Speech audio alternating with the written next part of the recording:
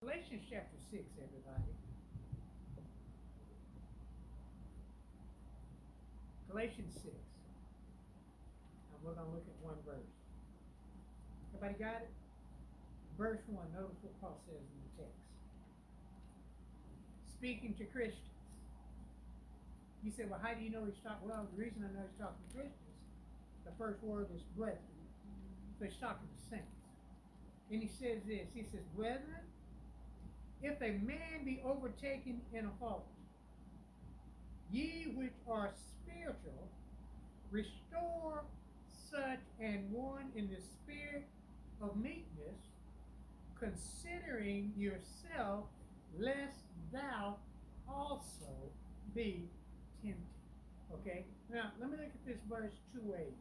Because most of the time when people use this text, they're saying, well, what it's talking about in the text, he's talking about the man of God that is not willingly sinning, that is talking about somebody that was caught off guard and overtaken. Well, that's the truth. Okay? But let me tell you something about sin.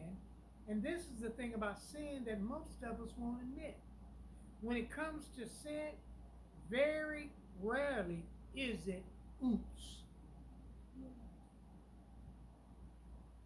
That heart of yours is so deceitful and wicked that most of the time when it comes to sin, it is because we have planned it out.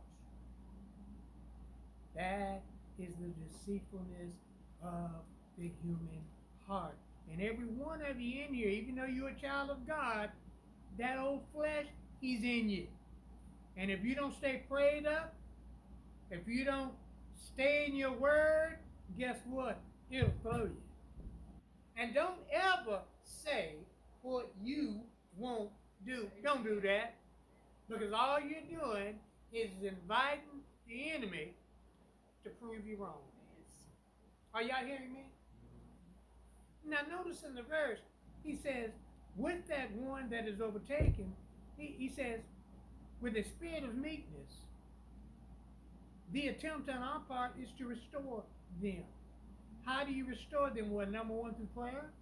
Number two, getting on our knees and being honest to God because of the evil that's in us and that we were wrong for allowing that flesh to get the best of us.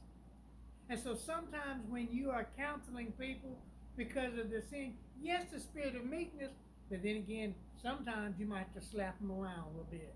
But it's not a slapping around of arrogance, but it's speaking the truth of the word that might offend them. Because it corrects them because of their behavior.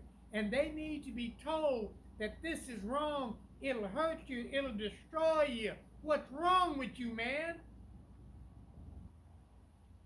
You have to bring the truth.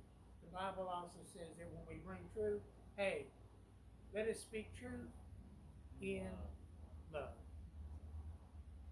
Basically what it's saying is because I love you, like Christ loved you, I'm trying to tell you that that stuff you're involved in, it's going to hurt you, man.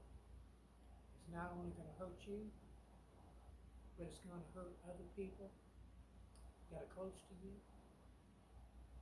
It's going to hurt you. It's going to make God look bad.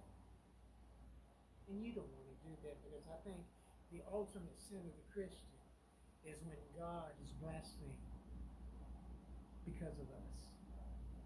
Everybody understand?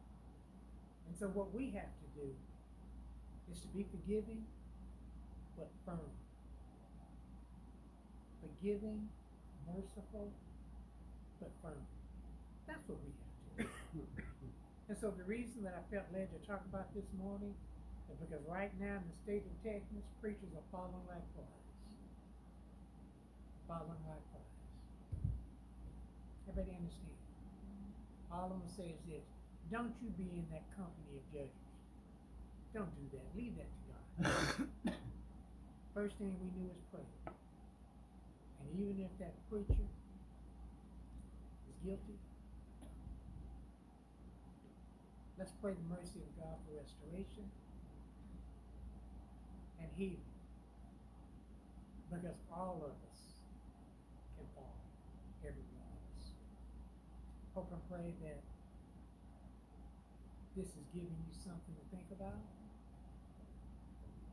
And the other thing that I want you to consider, let's not treat sin lightly.